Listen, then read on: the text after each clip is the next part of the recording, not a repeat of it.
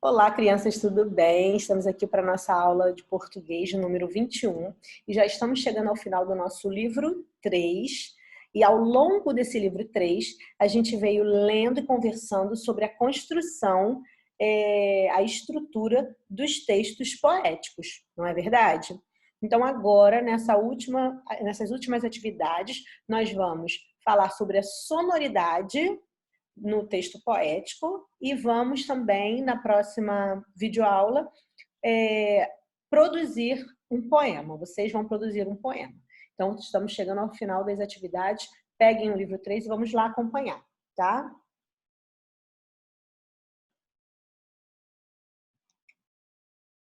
Bom, a gente já conversou como os textos poéticos são escritos, né, em versos e estrofes.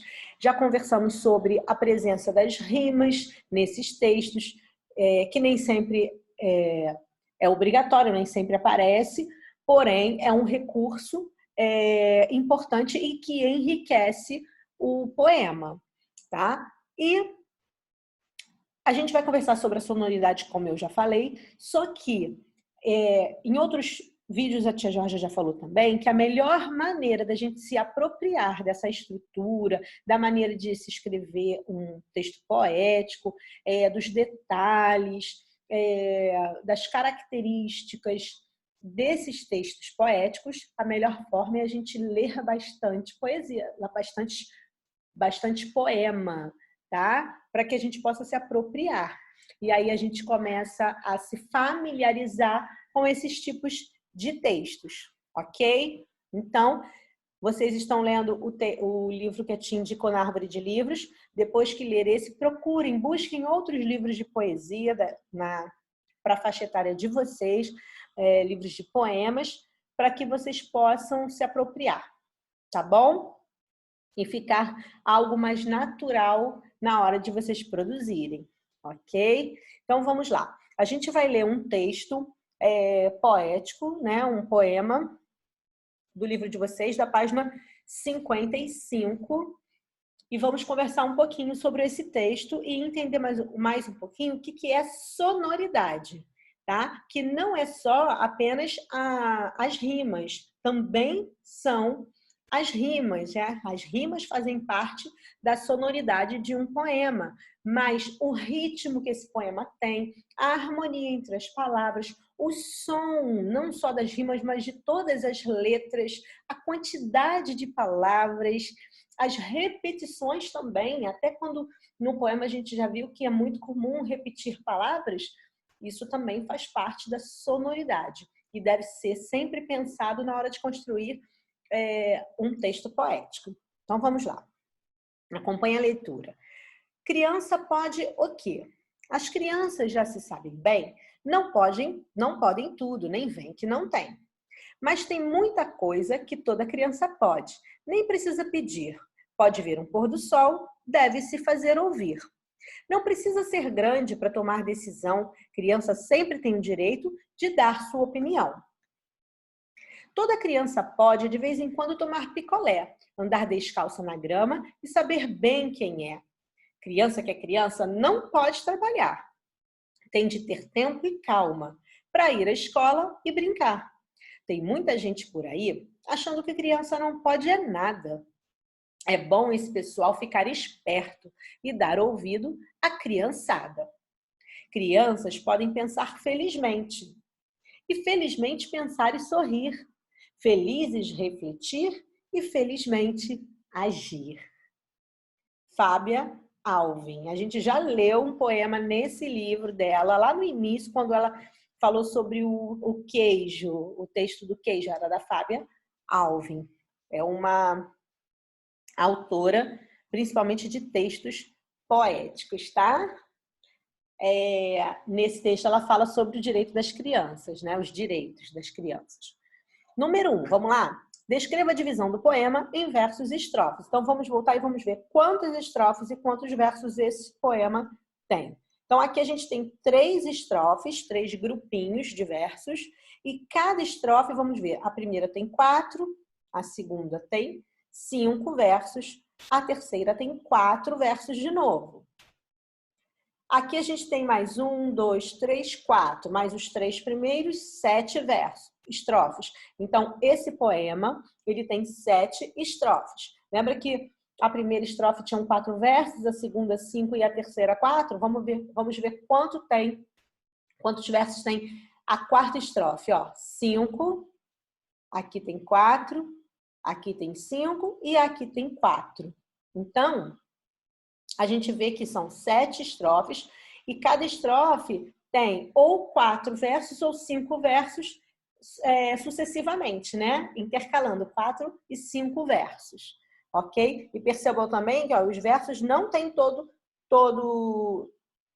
eles o mesmo tamanho. Tem versos menores, versos maiores, numa mesma estrofe, tá? Isso é uma outra característica desse texto, desse poema. Então, vamos lá. O poema apresenta-se dividido em 7 estrofes e se alternam em 4 versos. 4 e 5 versos. Número 2. Dê exemplos de rimas nas seguintes estrofes. Na segunda estrofe, na quarta estrofe e na quinta estrofe. Pausa o vídeo, vai lá olhar no seu livro essas estrofes, encontre as rimas e depois venha conferir. Tá bom? Então, vamos lá. Na segunda estrofe, a gente encontra pedir e ouvir. Lembra da dica do verbo no infinitivo? Olha aí, ó, pedir e ouvir. Quarta estrofe, a gente encontra picolé e é. Já não segue a regra do verbo do infinitivo. Tá? E a última, quinta estrofe, trabalhar e brincar.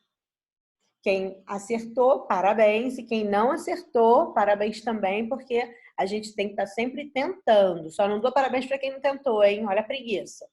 Então, vamos lá. E aí, ó, uma dica legal é seguir a regra dos verbos no infinitivo. Quem tem dificuldade de formar essas rimas, esses pares de rimas aí, de palavras que rimam. E aí, depois, com o tempo, vocês vão se apropriando aí, tendo mais facilidade nessa formação, tá bom? Releia a seguinte estrofe do poema. Criança que é criança não pode trabalhar, tem de ter tempo e calma para ir à escola e brincar. Então vamos lá. A estrofe sugere que não é preciso estar calmo para estudar, é isso que está falando? Não, está falando que tem que ter tempo e calma, então não é. Letra B. As crianças não precisam ir à escola, é isso que está falando aqui? Letra C. As crianças devem trabalhar? Não, aqui está falando não pode trabalhar. Letra D. As crianças têm que estudar e trabalhar? Não, não pode trabalhar. Letra E. O trabalho infantil é crime? Sim, está dizendo que não pode trabalhar, então o trabalho infantil é crime. Letra E é a letra correta aí do número 3, ok? Opa! Deixa eu voltar. Nesse caso, vamos ler tudo. Sabemos que a repetição de palavras deve ser evitada nos textos, de uma maneira geral. Lembra que a tia Georgia falou, e a gente até aprendeu sobre a repetição dos substantivos nas frases e nos textos, que a gente tem que usar os pronomes nesse sentido também, de substituir, lançar a mão dos pronomes para substituir os substantivos, os nomes, para que eles não se repitam no texto, porque não é legal, a gente tem que evitar, nos diferentes tipos de textos, narrativos, né, em prosa, um texto jornalístico, em outros tipos de texto, a gente tem que evitar essa repetição de palavras. Porém, nos poemas, isso é uma coisa bastante usual e frequente, que traz uma cadência, uma melhor sonoridade, tá? Pode trazer para o poema, inclusive ressaltando ideias importantes nesse texto. Então, vamos ler aqui, vamos reler essa estrofe. Crianças podem pensar felizmente, e felizmente pensar e sorrir. Felizes, refletir, e felizmente agir. Nesse caso, a repetição da palavra felizmente ela é prejudicial à construção do poema ou coopera para a construção dos sentidos. Por quê?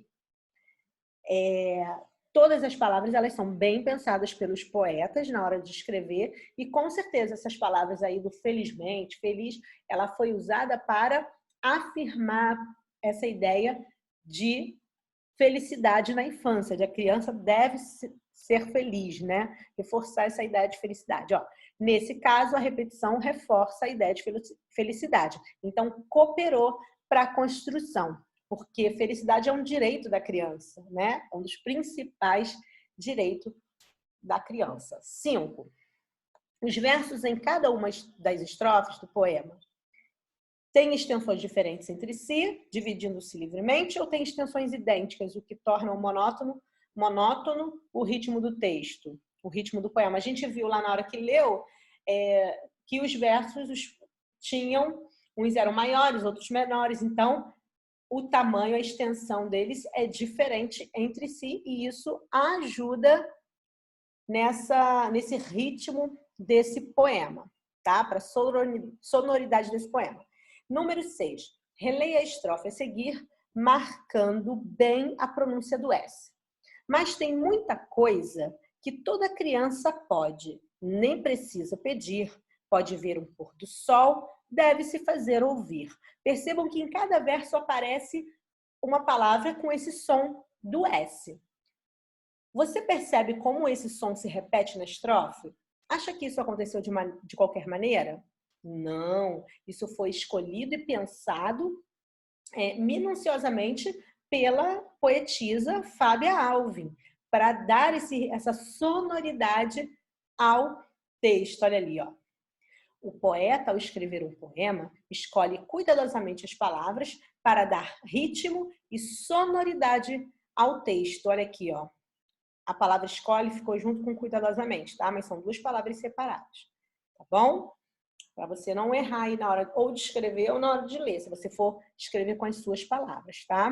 Então, foi intencional essa repetição desse som em todos os versos dessa estrofe para trazer um ritmo e uma sonoridade harmônica para essa estrofe.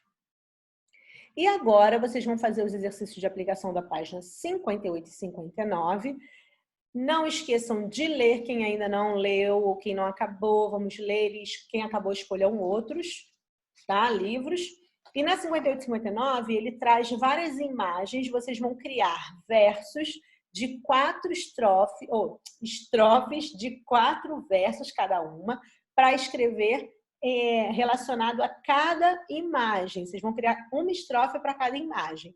Todas essas imagens trazem crianças fazendo alguma coisa, né, no seu dia a dia. Então, você vai tentar relacionar essas imagens aí aos direitos das crianças e como se fosse para completar o texto da Fábia Alvim. Na verdade, para acrescentar alguns versos nesse texto, nesse poema da Fábia Alvim, tá bom? No gabarito tem algumas sugestões, mas vamos tentar fazer, não copiar as sugestões, tá? Cada um tenta produzir o seu, porque daí você já vai estar treinando, né, desenvolvendo essa habilidade para a próxima atividade que eu vou falar na próxima videoaula, que vai ser a construção de um poema mesmo, tá bom? Então, até a próxima videoaula. Um beijo. Fui.